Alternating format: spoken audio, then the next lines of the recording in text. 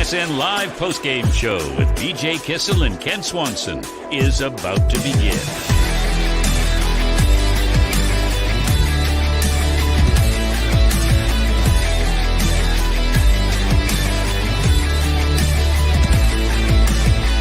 The best postgame coverage you can find. Entertain, educate, inform. KC Sports Network.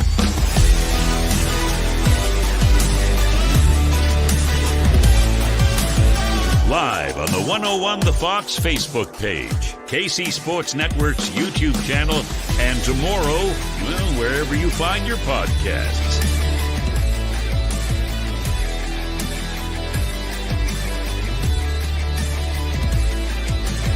This is the KCN Live Postgame Show with BJ Kissel and Kent Swanson from the Bullpen Bar and Grill in Overland Park.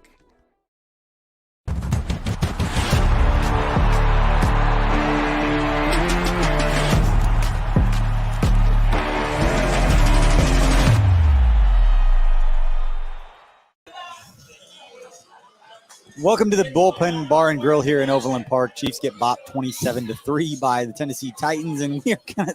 It's true. It's true. And we're going to talk about it because that was brutal. BJ Kissel, Kent Swanson will be joined by Craig Stout and Maddie Lane here in a little bit. This isn't going to be fun. And we talked about it at halftime. At some point, has to be accountability. That needs to be the word of the show. Accountability. What are they going to do? How are they going to respond? And who's going to take responsibility? And what does that look like? We're past the point of mea culpa. Yeah. It's got to be more than that. There has to be action. There was nothing discernible to take away from the second half of that game. We talked a little bit in the first half. That was just an awful performance. It was an embarrassing performance, and we've used the word embarrassing for a lot of different things this year, and that somehow topped it. Yep. It's awful, and there's really nothing redeeming about that performance today. No, there isn't. The only thing redeeming I can take away from this day is I got to see my kids this morning. That was great. I can see my kids here in about an hour when we're all done, and that's great. And I can take away that everybody at the Bullpen does a great job of taking care of us. So we appreciate everybody at the Bullpen Bar and Grill. I hate to make light, make jokes of everything at this point, but they do take care of us, and this is a fun place to come and hang out and watch the game. So we appreciate that. While the Kingdom Bar and Grill, that we will be our forever home there at 127th and Antioch. It is opening up hopefully by the end of November. So we will be at the Bullpen Bar and Grill. Until then, we appreciate everybody for watching, whether you're watching on YouTube, whether you're watching on Twitch, Facebook, Twitter, wherever you're at. We appreciate you, particularly those watching on the 101 The Fox Facebook page. Please give us your questions. We know there are going to be a lot of questions, probably a lot more comments as far as like how people are feeling. Let us know how you're feeling. Yeah. Air your grievances and let us know, because as much as this sucks, Chiefs are 3-4. They've got a Monday Night Football game against the Giants next week, and they are making things difficult on themselves to hopefully try and get a wild card spot. Something we're going to talk about Craig Stout about expectations perhaps changing. But before we get to that, we are going to go to Andy Reid's presser as soon as it begins. It's going to be a lot of mea culpa because we know what his pressers are going to be, and don't get pissed when you see it because we've seen it for the last 7 years. We know what he's going to say. They're going to keep that stuff in-house. We don't publicly have to know what they're going to do, but things have to change. Andy Reid is going to take blame for everything like he always does and take ownership of everything. And somehow, he actually passively absolves himself a little bit when he does that, because he literally takes blame and ownership of everything. And he kind of gets a slide for that. So it's going to be the same stale. And it's my fault. We're going to get the same thing we always get. And it's not really going to give you anything substantial. It's not going to make you feel any better. That's true. He's going to take responsibility because in the day it falls on him. There's 8,000 people that you could blame right now. I know we've had the decision, whether it's motivation, players, scheme, whatever, or whether it's talent. I believe they have talent that is better than the 27-3. You said we've had 7 weeks of watching a historically bad defense now. You think it goes on personnel, scouting, the decisions that we've made, we as in the Chiefs over the last 4 years, decisions to draft Breeland Speaks, to draft Derek Nottie, Nick Bolt, all of those things you think are coming to a head? I think a lot of small decisions have compounded into what you're seeing defensively. And it's not that there's bad football. It's not like all these guys are bad football players. Look at what Nick Bolton did today. That was a very good performance in the run game between the tackles. Just the value of what run defense is. Same with Derek Nottie. These little small decisions, these compounding issues. The Chiefs have really missed when they try to take some of these higher profile positions, and they've wasted a lot of draft capital on positions that don't matter. And so the roster construction of this defense leads to a lot of limited players, a lot of lack of talent. I think personally And I think that's where we're at. The Chiefs have tried to get cute, for instance, with the cornerback position. And in the first half, when the game actually mattered, and the Titans were trying to throw the football and really trying to do something of substance, the guys they were picking on in the passing game, the cornerbacks, were abysmal. And the Titans did a really good job of getting guys like A.J. Brown in the middle of the field, one-on-one or in space against Nick Bolton. Those are guys that they were trying to cover, and they were trying to pick on in the passing game. So those are the value, the roster construction, positional value, the opportunity cost of taking a running back in the first round. Yep. Some of those things compound themselves over time, and there's a sample size now. They're paying for the sins of the 2018 draft right now. They're paying for the sins of some of their positional value decisions that they've made over the last 3 years. And that's where we're sitting. And that's why the defense is bad. And it's compounded in snowball because now the offense is trying to go out and do way more than they should be. And Patrick Mahomes is going out to try to play hero ball every single play. He feels the pressure of a horrendous, embarrassing defense. And I am not ready to absolve the offense at all. Don't get me wrong. But there's a lot of issues with this football team, and they keep compounding. They keep getting worse. And it feels like a very stale message in the locker room at this point because they looked lifeless. They looked absolutely lifeless in the biggest game of their season against an opponent that was a perfect litmus test for them at the perfect time. It was perfect. We need the second half of the Washington game was supposed to be potentially a moment where things turned around. Well, the season changed today. You're right. The season did change today. Yeah. Differently than we ever could have imagined. Yeah, and I put it out on Twitter, like I'm never going to turn on this team and not hope for the best, but the expectations and what we believe is going to be possible with this team and what's almost entitled. Chiefs, did we become so entitled over 2 years? We absolutely did. And then what changed? This is not that much of a difference than what we saw in 2018, 2019 personnel-wise with Patrick Mahomes in this group.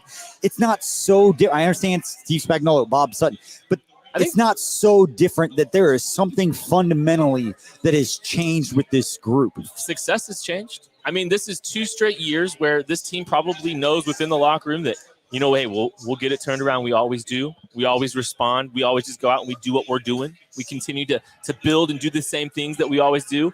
And it leads to success. And I think you saw a little bit of that towards the end of the last year. All right, right now, let's bring on the big institution, Mr. Craig Stout, to talk about what we saw from the defense, because there are a lot of takes, and there is a lot of compartmentalizing that needs to go amongst Chiefs fans who are pissed off right now as we talk about some guys who did step up and maybe do something differently, but the way he's shaking his head right now, I don't think he wants to talk about any of that stuff. Mr. Craig Stout, how are we doing, man?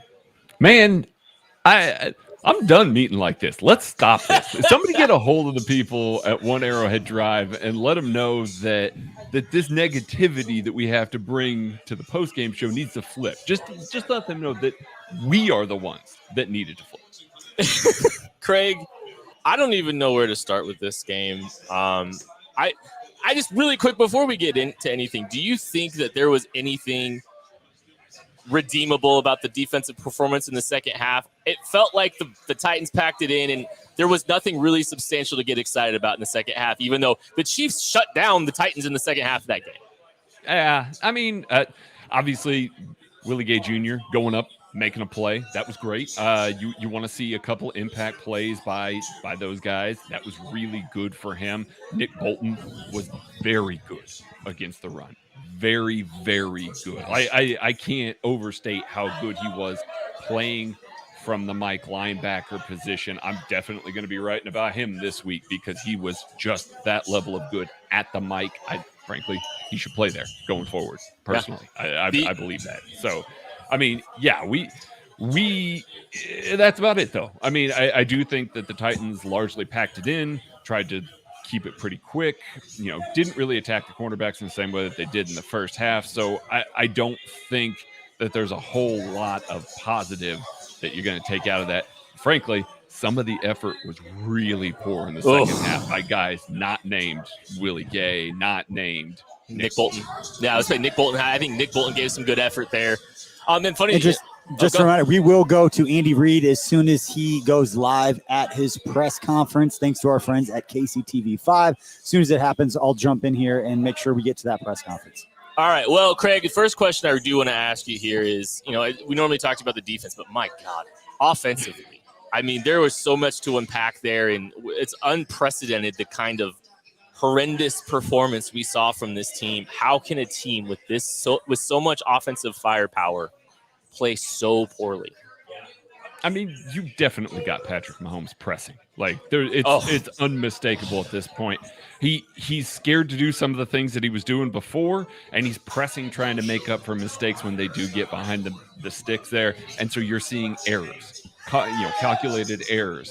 And then on top of that, you're seeing an offensive line that is struggling. I wrote in the game preview, and we talked about it in the KC lab earlier this week, that the speed rushers on the outside may give these tackles some trouble. Guess what, guys? Those speed rushers gave those tackles so much trouble throughout the day. It wrecked the game plan. Mahomes was running for his life, throwing stuff that he shouldn't have. It was bad, and then they turned the ball over. Like you can segregate those two things. It was bad even without them turning the ball over, and then they went ahead and turned the ball over anyway. We're doing week after week of, man, if they just clean up this, if they just clean up this, it all needed to be cleaned up this week. It wasn't one singular thing. It wasn't a turnover that really doomed this offense. It was all bad all game long. Little things kept compounding, and that's just been the state of the Chiefs this entire year. It feels like a lot of little things are going by the wayside, and I think it starts, in the week. There's little things, obviously, that aren't being paid attention to in the middle of the week. Messages aren't getting across. But even see Patrick Mahomes. Look at Patrick Mahomes and what he did, forcing the football, trying to force the ball to Josh Gordon on that interception, trying to do too much, not protecting the football on the run, which, hey, by the way, another plus territory turnover just inside the fumble forward onto the 49-yard line, just like continued, just abysmal performance there. All right, so the defense really just took this team out of the game right off the bat. Couldn't do anything. It's not you. I'm trying to get a drink. Okay, I figured as much. I got distracted for a second. I saw you trying to get. Give me one too, BJ. Give me one too. Sorry. It's on the way, buddy. But look, Craig, your defense was awful in the first half. Inexcusable, and it really had nothing to do. They stopped the run well. But the second level of that defense couldn't cover to save their lives, and the outside corners were absolutely embarrassing. Yeah. What you see is a game plan that actually attacked what other teams who have had success against the Chiefs defense attacked. Last week, we saw a Washington football team that decided they were going to do their own thing and weren't going to try and go at some of the weaknesses of the Chiefs defense, and you saw the Chiefs defense look a lot better. This week, you saw the Tennessee Titans throwing at these cornerbacks that are desperately, struggling to stay with receivers and getting out into the flat, the screen passes that are just destroying this Chiefs defense, especially on third downs. You are seeing teams with a game plan, late motion into trips, and having guys run drags right at the second level of this defense with play action. You just take advantage of these linebackers. You take advantage of all the space that's there. It's crazy how similar all of these offenses are beating the Chiefs defense at this point. They're trying to make adjustments. Spagnuolo's trying to do other things, but frankly, it's not enough. The personnel's not executing. The scheme is beginning to get a little bit predictable in some scenarios, and you're ending up with a defense that this offense ran 45 plays in the first half. 45. The Chiefs couldn't get off the field, and when your offense isn't playing well, you got to have the other side pick them up too, and they just didn't. The entire first half, they didn't. It's crazy how uncompetitive some areas of the field were in the passing game. Yeah. I mean, honestly, and you guys can go watch the game and figure it out for yourselves, or we can continue to tell you where the struggles and the issues are for this defense structurally. But it's the same song and dance that it's been every week. They're going to attack the middle of the field, and the Titans did some really good stuff, I think. When the Chiefs were playing some of that zone coverage, they did a good job finding space in the middle of the field, getting like A.J. Brown in the middle of the field on a Bolton, which is just, that's really difficult for him to try to cover anyway. That's not on Nick Bolton. That's a scheme thing. That's a scheme thing. Yeah. They're just teams have done a really good job figuring out who to attack, and Mike Hughes is unplayable, and for some reason DeAndre Baker continues to not even see the field when everybody's at full strength. There's just these kind of questions that just, there's a lot of little micro issues. And Craig, we've been through a lot as Chiefs fans. You are significantly older than I am, and thank you, buddy. You've seen even worse. And I can't really tell what's worse, being a fan without expectations at all, or being a fan of a team with extremely lofty, the highest expectations you can have, and just abysmal failures like we've seen in the first 7 games? I mean, it's a great question. It's rough. We have to readjust here because we walked into this season thinking, Chiefs are going to be competing maybe with Bills for the 1 seed. So did the Chiefs. So did the Chiefs, by the way. So did the Chiefs. Yes. Yeah. Wasn't just obviously. The Chiefs did as well. Then it went to after week 1, it was like, man, that Browns team is very good.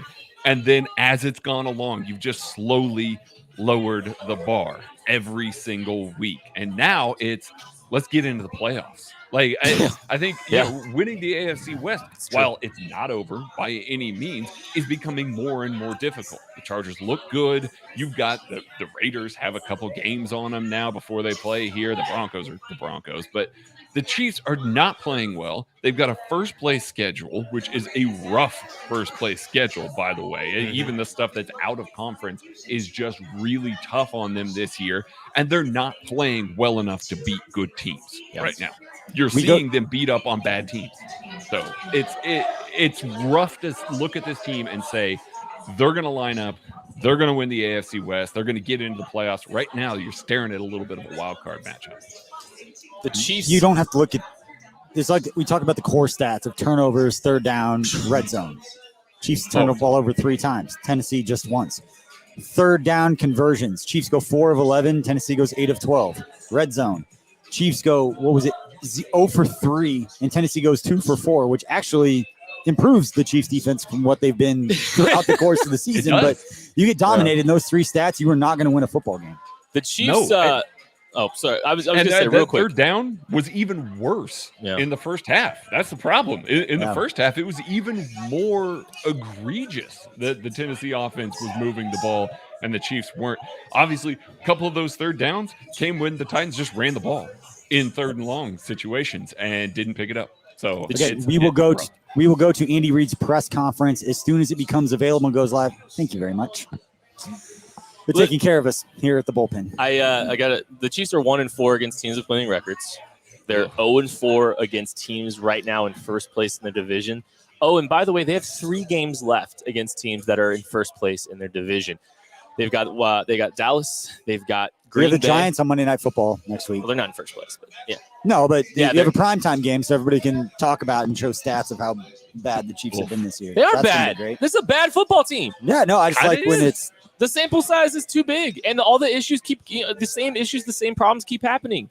We keep talking about these little ifs, and the farther away we get from the if in Baltimore, the if against the Chargers, it's just turning out to be the little things aren't being accomplished. The little things aren't being done to a level, to a standard that breeds winning. Because this team keeps turning the football over. Here's the question I have for both of you, again, as we are waiting Andy Reid's press conference. At what point, you have the definition of insanity, which everybody has used for every high school paper they've ever written. You see the same things over and over again. You're going to see. At what point do you follow the process, trust the process, and the definition of insanity? At what point do you have to do something differently to shake things up? Because what you're doing, the messaging that you're trying to get to your players, whatever it is, this is not a new defensive coordinator. This is not a bunch of new players. These are veteran players. We didn't see the blown coverages necessarily today. Well, there's that we've seen. Hey, we held Derrick Henry under 100 yards. So there's that. Apparently, if you would have told me we held Derrick Henry to under 100 yards, I would have thought that the score wouldn't have been 27-3, whatever the hell it was. At some point, you have to be honest with yourselves and be like, you know what? Change the tone of what you expect this football team to be. And no one thought that it was going to be a fight to get a wild card spot and be a dangerous team in the playoffs. Dangerous. But damn, the whole point is to get to the playoffs and then win a Super Bowl. It's not about winning and beating the Titans in week 7, but it's an inherently flawed football team. And whether it's the messaging, the talent, whatever it is, something has to change. Yeah, it does. I mean, You're saying trust the process. You got Ben Simmons in the back of my mind here in the 76ers. I mean, you just got a whole lot of negative karma around all of that. But look, that was like the 2014 Chiefs motto. Hey, something. The process, like, okay, yeah, the Trust process us. has to change a little bit. And the process needs to change year over year. Because if the process doesn't change, you're going to be what you were in 2009. Like 2009, like processes have to evolve and grow, but they have to grow and evolve with the rest of the league. And I don't know what this is about this team right now, that they needed to adjust some of their standards, or they needed to adjust some of their expectations. They needed to adjust some things within that locker room. Maybe they needed some fresh voices, some fresh faces in there, because this team has been through a lot these last 2 years, and things do probably get stale because this team has just become accustomed to doing great things week over week, year over year. This team has been on the doorstep of a Super Bowl in 2018. They won it in 2019. They made it all the way to the Super Bowl in 2020. This is a team that has had unfathomable amounts of success the last 3 years, and going through all this stuff. We talked about this last week. Maybe just going through all this to the same level they have for so long has made some things stale in that building, and something fundamentally has to change within that building for things to get turned around this year and moving forward. And it's everything. It's not just one thing. It's everything. That's the problem. Like, you could look at some teams that didn't start, seasons very hot, and you can point to some things that didn't go well. This is everything right now. And that's, to me, I'd never seen, until the Super Bowl last year, and we talked about this after the Super Bowl, I'd never seen an Andy Reid team look like it didn't have an answer for a problem. Mm-hmm. Like, over the course of a time. Now, I know in 2015 they started 1-5. I get all of that. But ever since that Super Bowl, it just feels like they don't have an answer for stuff. You get to the first half, they'd always figured out in the second half. There was always an answer to everything. Not that they always execute and it always came out on top, but it never felt helpless like it does for in a lot of ways right now. And we can make excuses for Patrick Mahomes in the offense, saying they have to watch this defense, they have to go make plays. But at the same time, Patrick Mahomes in the offense, he was 5 of 9 for 41 yards and a pick in the first half. Nothing looks the way it should right now. And we're trying to figure out, where do the answers come from? If you believe the answers come from the outside, and again, it's going to be I told you so every week, it's going to be a frustrating way for you to spend the next 10, 12 weeks watching this Chiefs team. Or is it, to your point, is it just the messages aren't being received? Who is it that's not speaking that needs to? And who is it that is speaking that's not being heard or not being cared for? Who are the leaders on this team, and are their voices still carrying weight? It makes you wonder if they lost, and if they lost their ability to respond a little bit, to take that punch, that confidence that it's like, listen, we can beat anybody. All we got to do is just flip this switch. We'll just flip this switch. It's like the switch is broken right now, and so when they get punched in the mouth, they don't respond well. Now that's on both sides of the ball. Like on defense, they get smashed a little bit, and then you turn around over there, and on offense, you just don't take care of the ball. You don't move the ball. Andy Reid's not calling plays that are really getting guys open, and you're seeing Patrick Mahomes trying to fit things in because he's frustrated with the lack of open dudes. You're seeing Tyreek Hill once again dropping a pass, having to go off his hands again. Like, these are concentration, focus, execution. Again, that's what I'm saying. It's everything. It's not one thing that we can point to and say, listen, the linebackers are bad in coverage, like, in previous years. Linebackers are bad in coverage. That might bite them in the ass when they get to January. No, right now we're going, listen, the linebackers in coverage are, like the 7th thing on the list of concerns, and it's still bad. Like, you've got to fix so many things to rectify this team to get them to the playoffs, where we can start talking about this team maybe making some noise. Otherwise, they're going to miss it. And you're going to be talking, we're going to be talking about the draft early this year if the play continues like it did today. You know what they need? They need some leadership. You know where we see some leadership? Where? Fairway Independent Mortgage. Fairway Independent Mortgage makes the home loan process as simple as possible by guiding you through every step, just as they've done for the past 25 years. Call Jennifer Dixon at 816-390-8898. That's Jennifer Dixon, 816-390-8898. Great rates, a focus on customer service, and the fastest turn times in the industry.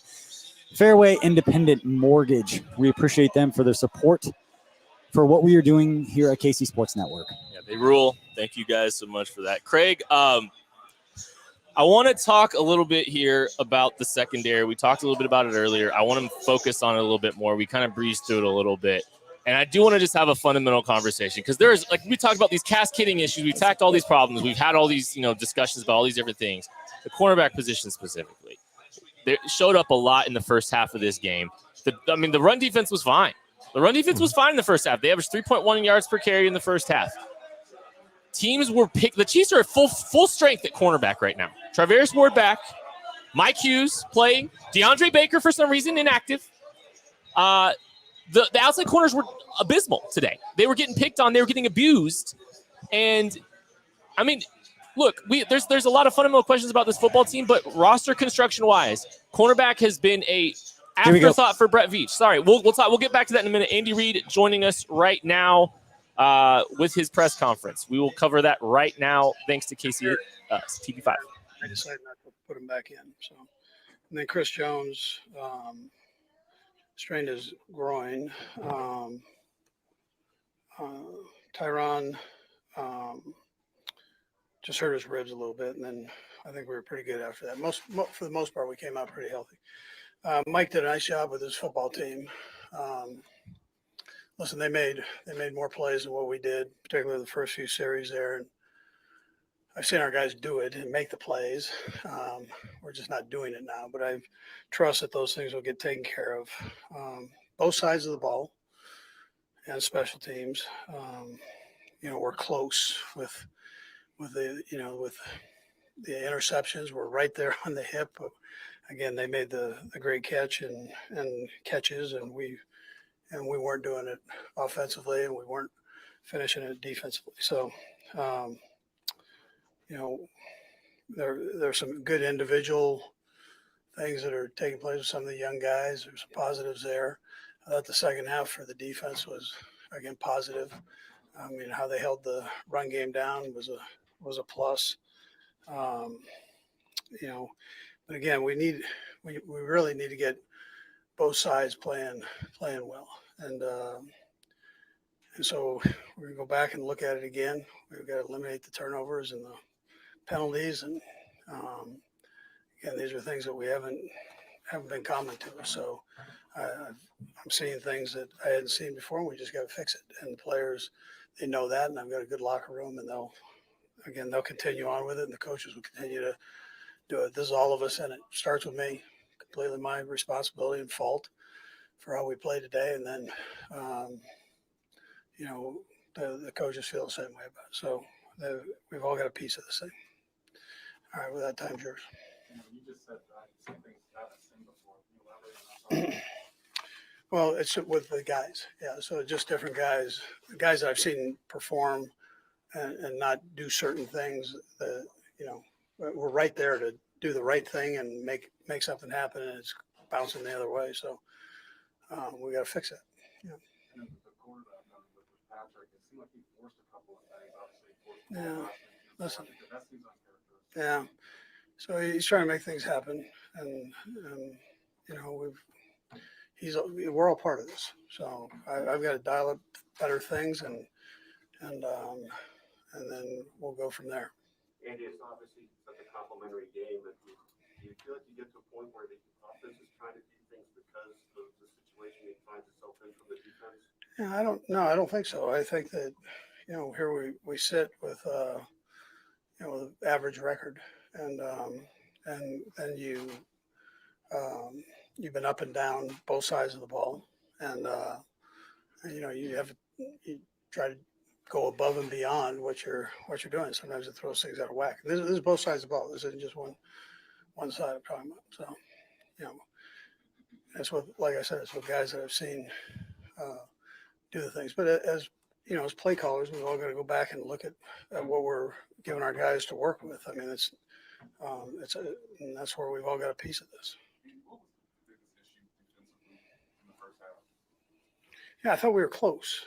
We were close, Nate, and it was just a fingertip away from taking care of a big play or a penalty, happening. And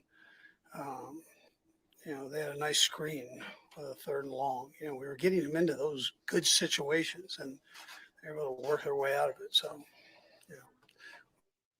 we got to take care of that. We've got to fix it. Yeah, so I think having them in there collectively together is a good thing. I think getting Chris back was good. We'll see how banged up he is, but getting him back in the mix, I think, is a positive thing. Working through this game was an important thing for him. But keeping guys out there and working together. First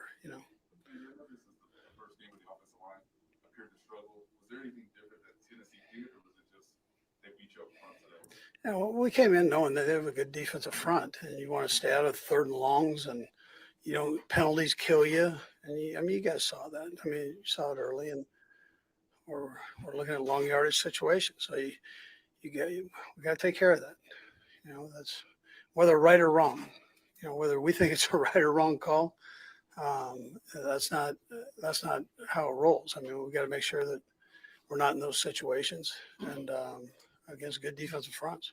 And you had the game in Pittsburgh, I think, like 5 years ago. But other than that, this is 2 out of 3 weeks you guys not competitive scores.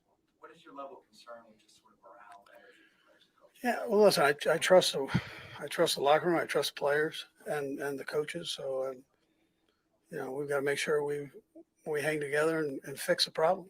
The easy way out is not doing that. So, got to hang together and get it fixed. Couple more, everybody. Related to that, since we're not in the locker room anymore, can you give us a sense for what the news is like in there? Yeah, well, they're down. I mean, they just got beat. So that's not a real good feeling. And these are proud guys, and they want to do well, and it's not working out. So we gotta make sure we get it right. Coach, I do understand why you normally elect to defer. But from time to time, do you ever think about receiving the kick so the Chiefs offense can set the tone versus being the other way around? Yeah, that's not where I'm at now. Yeah. Last 2 out. And you talked about Pat right off the start. It was your decision not to put him in. Just want to clarify. You expect him to be available? Yeah, he ended up out. Yeah, he was out of the protocol. Yeah, he cleared the protocol or whatever the term is.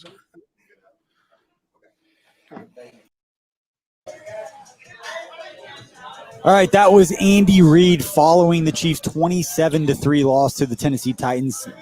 Kent, it wasn't about 8 seconds into that presser that you had takes. I was mad. The audacity to say close. I don't think that anything about that game was close. Little key plays here or there were not the difference in this game, even remotely.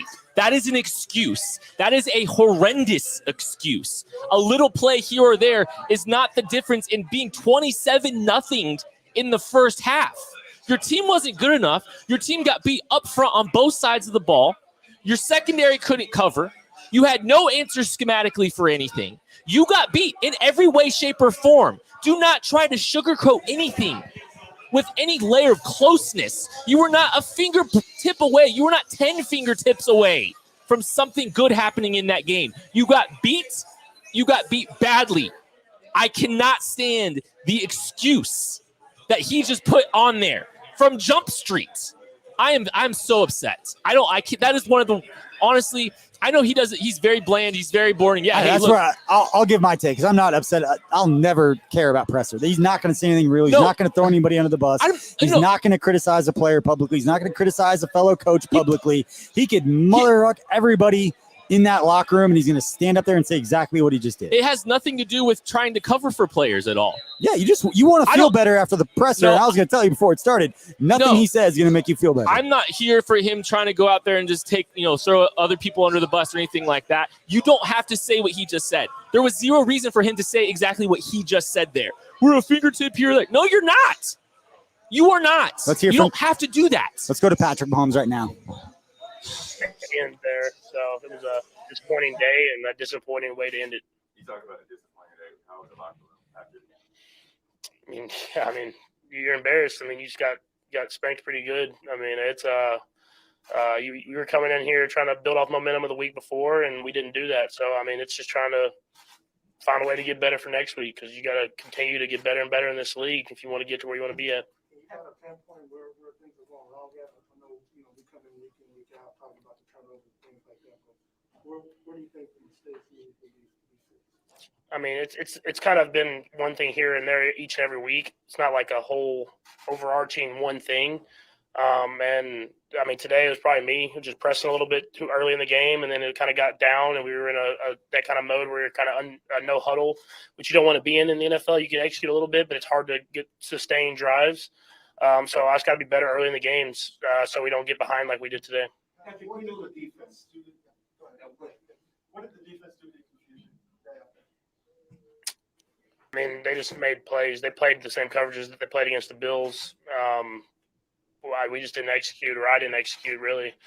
There was open guys. You can see it on the tablet. There's pockets that were clean that I kind of scrambled from. I have to be better in order to lead this offense to score more points.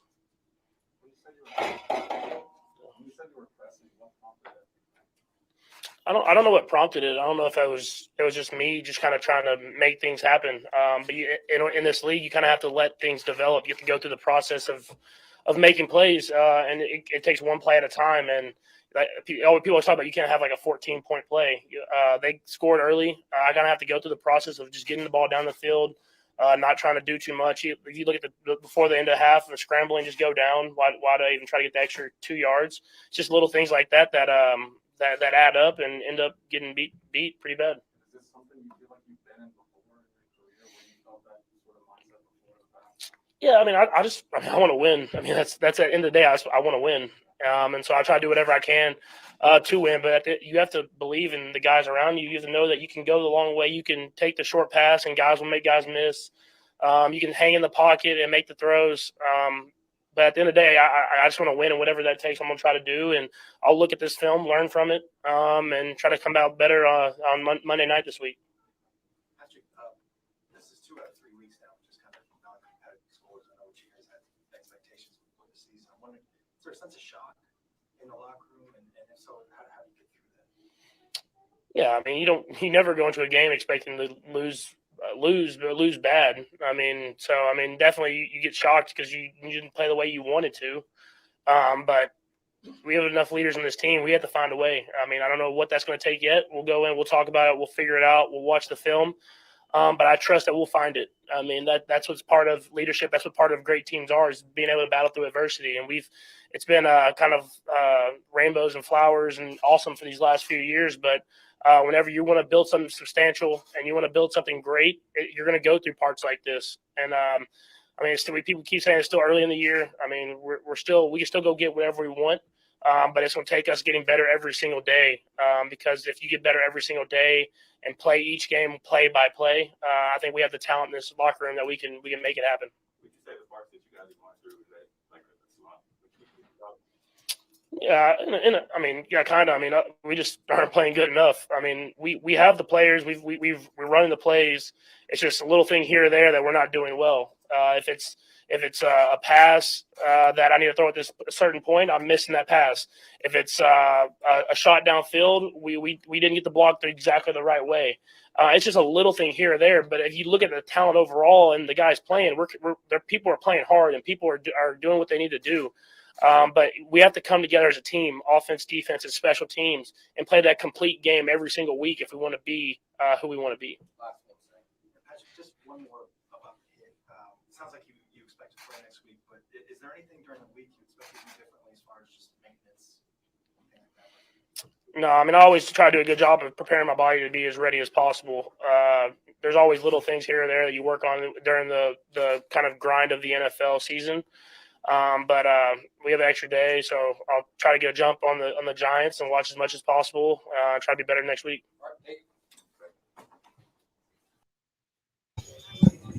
All right, that was Patrick Mahomes at the podium again following the Chiefs' 27-3 loss to the Titans. Kent, it just seems like the vibe after that one, you were happier about what Patrick Mahomes had to say than what we saw from Andy Reid and what we heard from Andy Reid. I want to get your thoughts, and I want to get Craig's final thoughts before we let him go and go to Matty Lane here in a bit. So, look, Patrick Mahomes didn't throw anybody in the bus. He took ownership for his mistakes, showed some fire, some frustration with the performance, and the fire and the frustration for losing. He wants to win. You heard him when he said the words, "I want to win." Did you all see the kind of angst, aggression, the kind of emotion behind just that phrase when it came up? That that was great to see. That was ownership. That was leadership. I loved that press conference juxtaposed with what we just saw. He didn't talk about fingertips. I didn't see one conversation about a fingertip from Patrick Mahomes. Listen, I spent 6 years talking to Andy Reid after games like that. I'm not surprised at the way that Andy Reid said it. Like, I was at the Pittsburgh game a few years ago. Like, trust me, it's been a lot worse than that. Craig, what were your final thoughts on the presser? I'm not saying I don't care about the game. It's just pressers aren't going to make me feel bad. I know what to expect. I tell you what he's going to say. Craig, what were your thoughts after that presser? I tend to lean a little more towards Kent. Like the fingertip away, that like, come on, man. That's bad. Like 1,000 fingertips. Yeah, I was going to say it was not close there for the first at least 2 drives for each team. And at that point, the Chiefs were down 14-0. Obviously, I'm glad to see Patrick Mahomes up there, conscious after that egregious. I mean, that was a bad hit. It wasn't egregious. It's not like Jeffrey Simmons was trying to knee him in the head. That just hurt. That looked like it hurt. So it's good to see him upright. But, yeah, he looks tired. He looks tired of losing. So let's see. Let's see if something comes from that. Find him on Twitter at BarleyHop. Craig Stout, we will be talking to you on the KC Laboratory live show Monday, 6:30. That is going to be an absolute doozy. I can already tell personally we're going to have a lot of fun. yeah, we are. That's tomorrow night at 6:30. Craig, thank you for joining us. And now we're going to go to the Big Cedar Golf. Best drive of the game. 27-3 loss by the Chiefs. So we're gonna flip the side and just be football fans here for a second. And you brought up the point, the Big Cedar Golf best drive of the game. Titans going tempo, not the first time that we've seen it. They said it, they stuck to it, they found success with it. You know, Big Cedar Lodge is in driving distance of Nashville. So Titans fans, you're going to like this possession. The first possession of the game, the Tennessee Titans do a great job, a really smart thing, driving down the field with tempo. They went no huddle. The Chiefs don't have Anthony Hitchens. What do they decide to do? They try to force the communication with some of the young linebackers. They've already had communications issues without Anthony Hitchens. So what do? They go ahead and they go tempo. It was a great play, great idea by the Titans. Drove down the field with great ease. Turns out that wasn't too hard anyway for the Chiefs, but I think the tempo was set at the very beginning, and they really went all gas, no brakes for 30 minutes, scoring 27 points and shutting out the Chiefs in the first half. I'm just angry. I know. That's what buddy. I do. You internalize? So good to be internalizing on live shows. I just got to say that. You can't be more optimistic than I am. I think you are understood that from the beginning, and just something's off. Well, you want to read the Big Cedar piece, or you want me to do it? You do it. Okay. Well, just so you guys know, like I said, Nashville's in driving distance. The Big Cedar Lodge, they are quickly becoming known as America's next great golf destination, with some of the best designed courses in the country, nestled down in the Ozarks. It's exactly what you need when you know you need it. Ozark National, Big Cedar, Paynes Valley, which is Tiger Woods course, Buffalo Ridge, Top of the Rock, BigCedar.com. Plan your trip now. Titans fans and Chiefs fans can all meet down, and we can all just talk about how hilarious this game was. I don't have any problem with Titans fans. No, they're fine. They're fine. I got one of my good buddies is a Titans fan, and this has been very painful for me today. So what do we do from here? Before we bring on Matty Lane and we get his thoughts on this game, Matty doesn't hold back. So, Ken, what do we do from here? Pray. Let us pray. I don't really know, man. I feel helpless. This is the most helpless I've felt in the Patrick Mahomes era. That's how I feel about this team right now. I think a lot of teams do too. And this is so uncharacteristic of what we've seen from this organization in the last 3 years. The success level they've had in the last 3 years. I don't think they've had more than 4 losses in a season in the regular season. And now it's 7 games. It took 7 games for them to lose 4 games. This is we're not used to this. This didn't happen much. This didn't happen much in the Alex Smith era. 1-5. Well, it did. That was it. It's just there wasn't the same amount of expectations, the same amount of hope. And that's why I feel like that's the conversation, and nobody wants to have that conversation right now because it's 7 weeks removed from people legitimately thinking, and was one of those people, could this team go 20-0? Yeah, they're going to be favored in every game. I want to see what Vegas does the rest of the season. What's the line going to be going up against the Giants or the Packers or the Cowboys? At what point is everyone else going to hop on this, hey, this isn't the team that we thought they were going to be, and maybe this is just the NFL showing us that, damn, things can change pretty quickly from year to year. I hope that's not the case, But what other explanation is there other than lack of talent, to your point, or the message just isn't getting through, or it's the margin of error? It's all of them that we talked about. I'm optimistic. I believe that the leaders that they have, I still believe in those leadership characteristics. Does that mean that that's going to translate to making plays enough to win football games? I don't know. But am I confident enough to sit here and watch the games every Sunday and feel like they're going to win? Yes. But right now, do I have any confidence that if the offense doesn't score in every possession, that they're going to win a football game? No.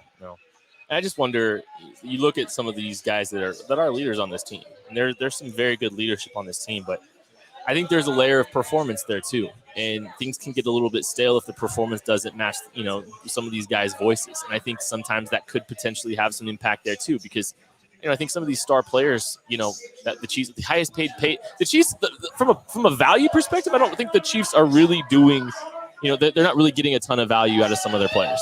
Like Chris Jones's value is, he's a $20 million player right now. No. Frank Clark, obviously not. Yep. Tyrann Mathieu's cap hit's massive this year, and he's been fine. He's been good. He's done some good things. But is that message getting stale a little bit too? You have to at least question. It's not necessarily questioning the player, questioning the leader, questioning the effort that they're putting in. It's just questioning whether those messages are getting stale and if the Sunday performances are aligning with the leadership there. And in fairness, because it's me, we don't know the answer. So it's not rhetorical. We're not saying that we know the answer to those questions, but damn, there's got to be an answer somewhere. And whether it's just margin of error, and this is just that mindset, and it's just, are you civilizing? Are those guys have the same hunger that they did 2 years ago before they won a Super Bowl? I'm not saying that's the answer, but I'm saying there's going to be like 5 scenarios you throw out, like which one of these is it? And it could be that too. Look what this, I keep harping on this last couple of weeks. This team's done so much. They've done more than any team in the National Football League these last 3 years. They've played more games than anybody in the National Football League these last 3 years. All right, right now we are going to take a quick break and look at some of the other shows that we have here on KC Sports Network on the college side, featuring K-State, Mizzou, and a Border War show, college basketball. We'll be right back after this quick break.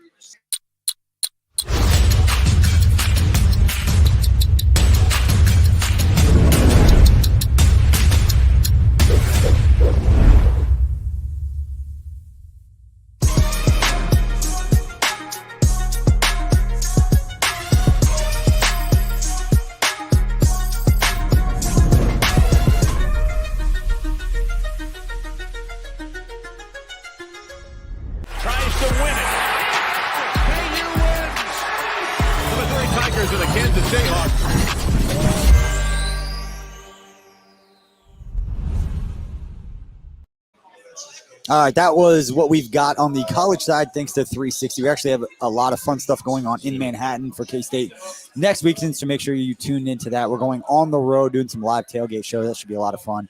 But right now, let's have a little bit of fun with Maddie Lane, our friend down in North Carolina, living on the farm. Let's get his takes on that game. Hopefully, maybe he's got some different takes than what we've heard so far between me, Kent, and Craig. Maddie, what's up, man?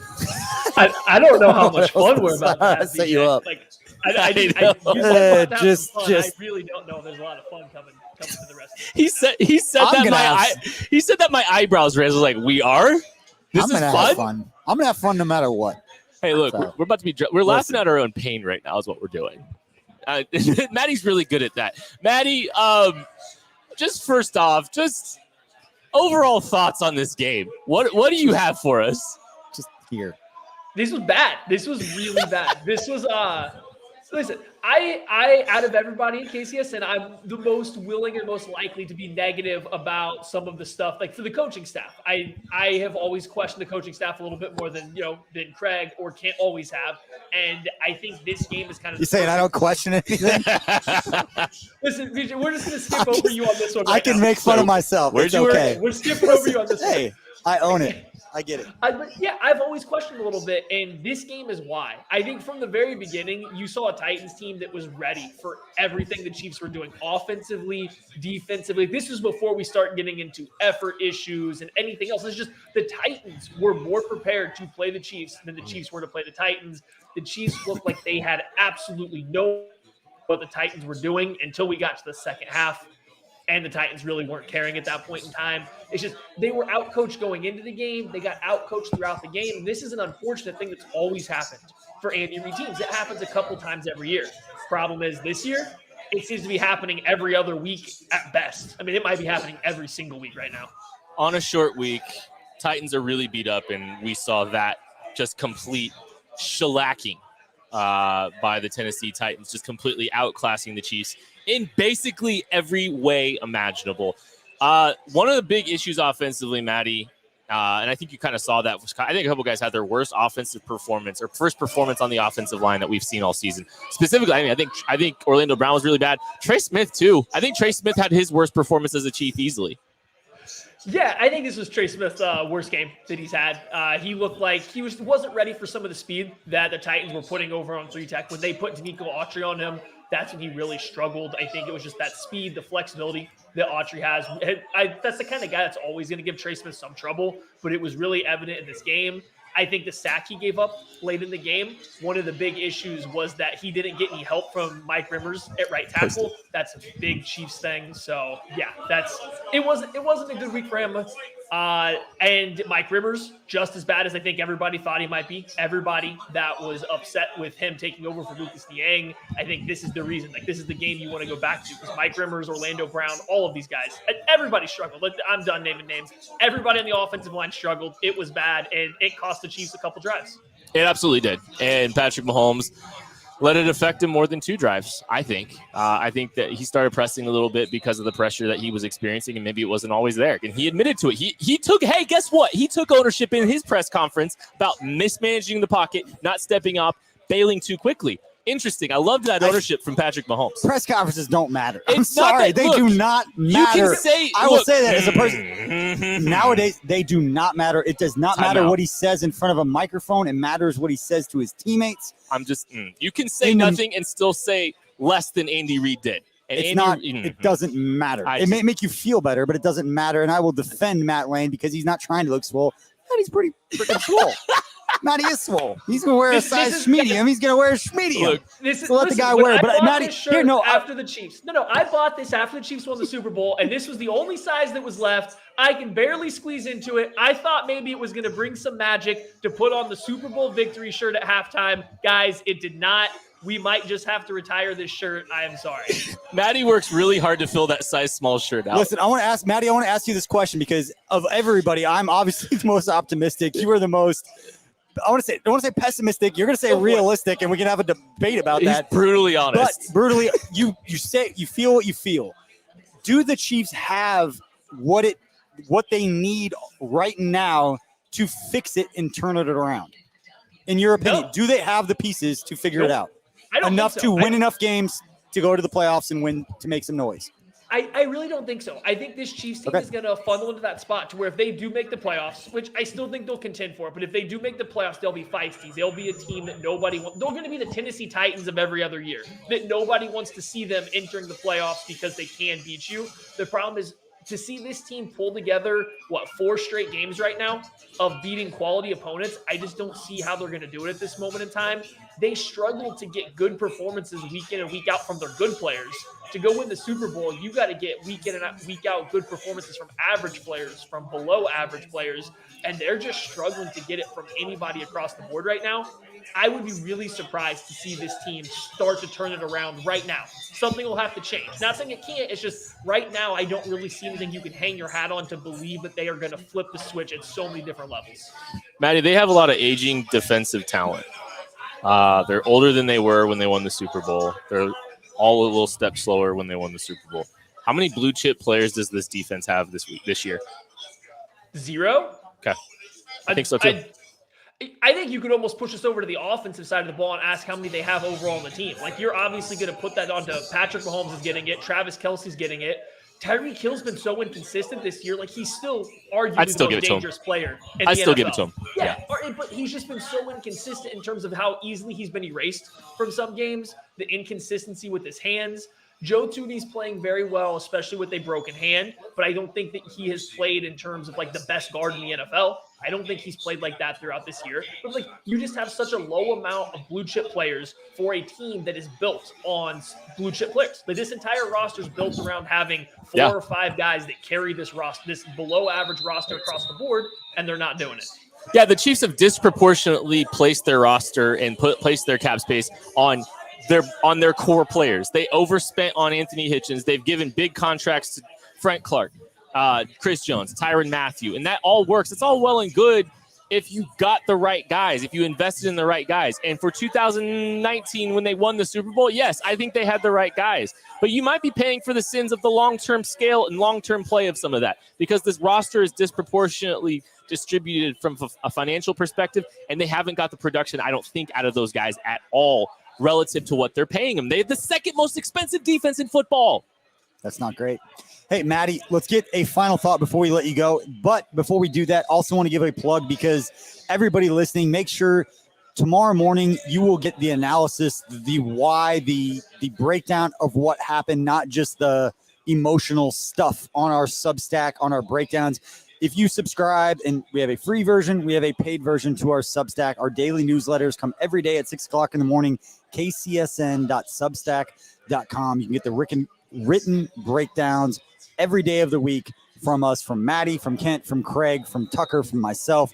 All throughout the week, we'll be breaking stuff down. KCSN.substack.com to get those points. But Maddie, what is your message to Chiefs fans? What are you paying attention to over the next 48 hours as this team puts kind of the button on this one, or they just whatever you want to do with this one, and then look forward to the Monday night game against, I don't know. What are you looking forward to over the next 48 hours? I'm having a hard time staying in the short term right now, just the way this team is looked. I'm having a hard time focusing on the short term. All that's running through my mind is this the 2011 Philadelphia Eagles, where the wheels were clearly starting to fall off before everything finally broke down the next year in 2012 for the Eagles and just Andy Reid's coaching staff. I'm not trying to say it's all on him, but all that's going through my head right now is some of the issues the Eagles were facing in 2011. Offense started to dip down towards mediocrity. There was all of a sudden these issues with the ability to play responsible, mistake-free football. This stuff is just running through my head. That Eagles team finished 31st in the NFL in terms of just not turning the ball over. The Chiefs are well on their way to doing that offensively as well. That's what's in my head right now. Is this the year before it falls apart for Andy Reid coaching his second team in a row? It's entirely fair. Find him on Twitter at Chief in Carolina. Maddie Lane, we will see you at 6:30 p.m. Central Standard Time for the KC Laboratory live show. Cannot wait to unpack more. It was fun, guys. Oh, Maddie Lane, thank you, my friend. All right, we plugged the Substack. If everybody for watching live now, we appreciate you for tuning in. We know you're not happy. Majority of you are Chiefs fans, trying to feel a little bit better about this, as are we. We appreciate your support. Make sure to pound that subscribe button if you are watching on YouTube. We have got new shows every single day of the week, not just the daily newsletters. We also have daily podcasts for the Chiefs. You've got the KC Laboratory tomorrow. On Tuesday, you've got one-on-one with Mike DeVito and Jeff Allen. Those guys have already said that this is going to be a show that you want to tune into. So what do you think is going to be coming from Jeff and Mike are not afraid to share their thoughts as guys who played under Andy Reid. Oh, buddy. Man. Was Jeff here during the 1-5 stretch? I think so. I think it was his last year before he got paid by Houston. That could be interesting. This feels very 1-5. I know it's 3-4, but this might as well. This is a Mahomes 1-5. This is different to me what it is, because the expectations. There was a legitimate. As much as we want to reset expectations, it's hard not to go back to the storyline of 7 weeks ago. You went to Google Chiefs Patrick Mahomes. It was all his thoughts about going undefeated, and I don't think that's a reason to make fun of Patrick Mahomes right now. I just think that was the expectation for this team, and then they just get bopped. Like, this team lost one game in the regular season last year with Patrick Mahomes under center. They had every reason to feel the kind of confidence that they did. What's changed? A lot's changed. What? They're older. They're a year older. They're a year older, and everything's looked different since that Super Bowl game. Everything has looked different since that Super Bowl game. So there's a lot to think about.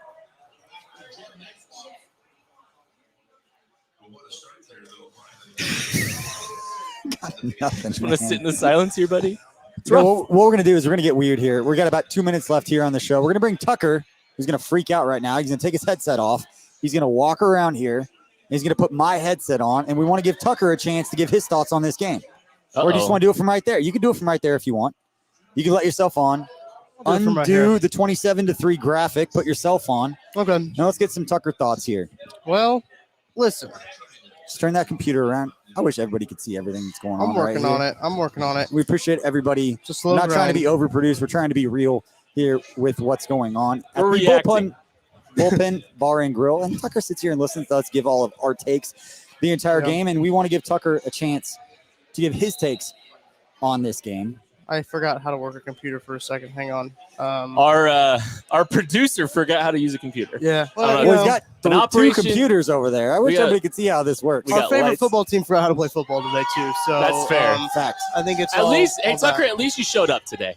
I did show up. I'm a little toasty back here with all these lights. We got the new lights in. A little warm. We're in a pullover and sweats. So, yeah. That wasn't a very good day. I didn't enjoy that football game very much. I've enjoyed more different football games more. Elegantly put, if I could say so myself. But yeah. Okay, so what's your biggest takeaway from the game then? I think my biggest takeaway is that I'm gonna put my Super Bowl ring on. Make myself feel better. There's no really takeaways from the Chiefs defense. We talked Zero about that. takeaways. Zero takeaways. Once again, the Chiefs have to stop turning the ball over and they have to start forcing turnovers. Hasn't really happened. Remember, we like to all talk about how when this Chiefs turnover margin fixes itself, it hasn't done that yet. It doesn't look like it will. I don't think that we have any sign to indicate that, but I'm a little disappointed in the offensive line. There were a few reps there from Orlando Brown, especially. I think early on where I think BJ and I even looked at each other and were like, hey, I don't really think that was Orlando Brown's fault. But there were some definitely that were Orlando Brown's fault. So that was a little disappointing to see that unit, which was a bright spot, I'd say. I'd say a bright spot throughout this year up until this point. Play not very good. Listen, I've been a harsh critic of Nick Bolton. And I think I've probably leaned on the side of, okay, I'm going to be a harsh critic because he comes from a team that I enjoy watching, and the Missouri Tigers. So I probably am a harsh critic on him. Listen, I don't think his pass defense improved at all today, but he played really well in the run game. Craig mentioned that. I think that's also a really good point to make. And I think one of our podcasts had him as a player to watch this week, and the guy who made the player to watch is probably pretty smart and probably a little handsome too. Yeah. I talked about that on the Fox pregame show. I was like, this is exactly why you draft. This is a Nick Bolton game. This is Nick Bolton. This is what he is good at. And that is not a knock. And it's not a sarcastic, it's what he's good. No, he is good at this. Yeah. He is limited in other areas that have been magnified over the first 6 weeks. But in this game, he did exactly what he was drafted to do, which was provide a presence. Was that too much? I'm sorry, guys. Listen. I just got the look of hell from everyone at once. Really? Listen, no. They drafted him to have a physical presence in the run game. They did not draft him to be this freaking pass defense linebacker. Okay, but here's the thing. No, they did not think he was that guy, and don't try to convince me that they did. Then that exactly proves our point. And I think people got to realize a lot of our frustration isn't always entirely Nick Bolton. It's the process of taking Nick Bolton. Yes. And so our frustrations with him, we are willing to admit what he's good at. I loved watching him play today against the run. It was fun. It was fantastic. It's just the Chiefs took him at 58 to stop the run. And that doesn't have a ton of value in the National Football League compared to coverage. And this team can't cover the second level. They haven't been able to cover the second level for 4 years. That's a problem. Yeah. Now, he looked a lot better at the mic, and I think that's a more comfortable position for him.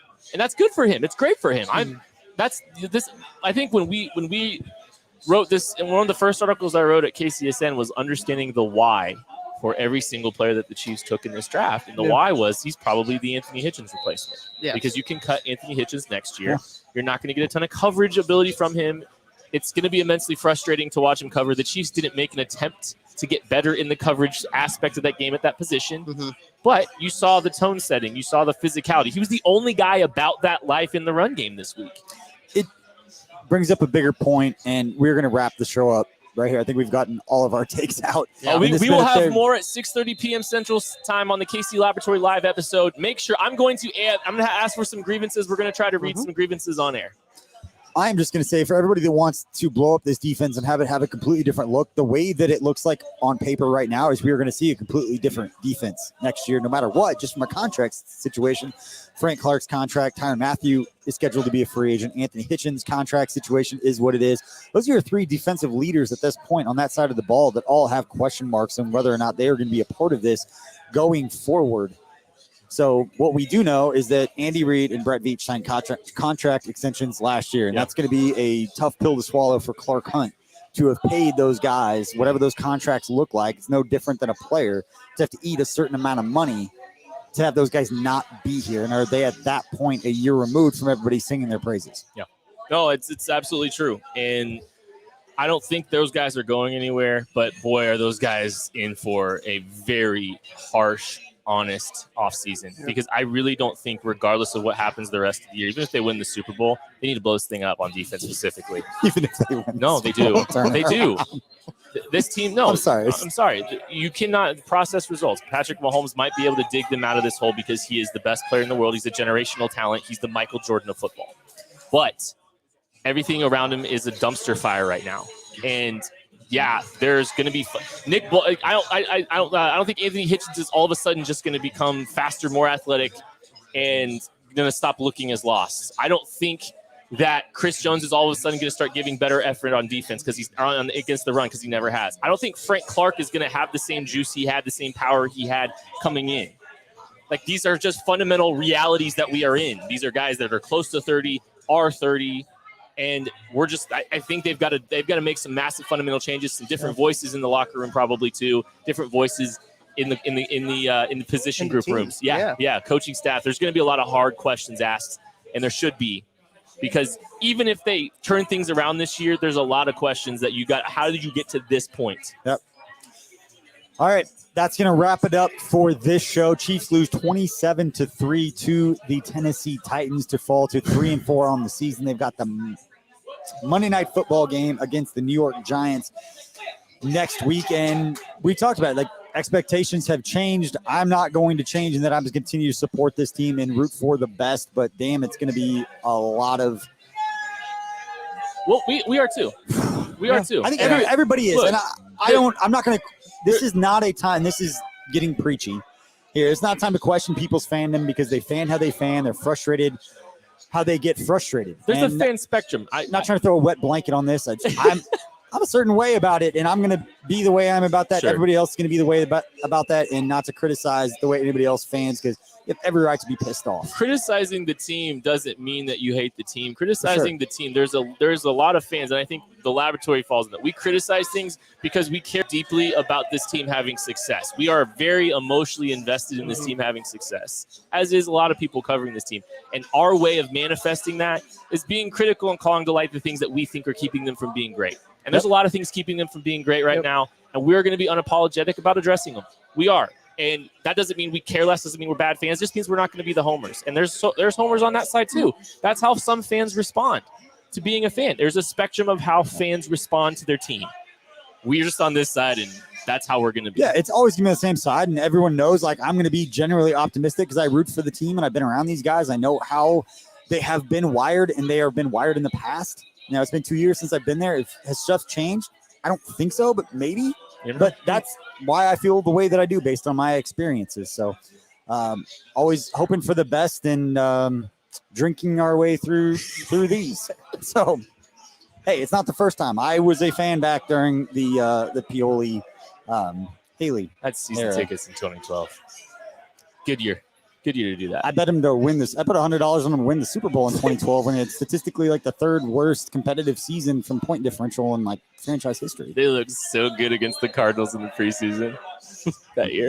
They bop them. They were just, Peyton Hillis was just a monster, just up and down the field. Listen, if you don't know the kid and play dance against Pittsburgh on primetime TV, and you're not screaming at the TV to let them have fun, then. I wasn't letting them. I didn't want them to have fun. I was pissed because this team was horrendous and they were out here celebrating. They were 0-8, and I was just like, just let them have fun. That was when I knew that. Fun. That's when I knew that the locker room was just lost. They're just sitting there. This show is lost. Yeah, it is. Right. You just like paused for 10 seconds at one point and just stared at me.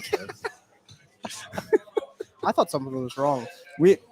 yeah, something is wrong. We're 3-4, and this is not great. So anyway, thank you all for tuning in to this post-game show. Like Kent said, he and Maddie and Craig will be on the KC Laboratory tomorrow night at 6:30 live.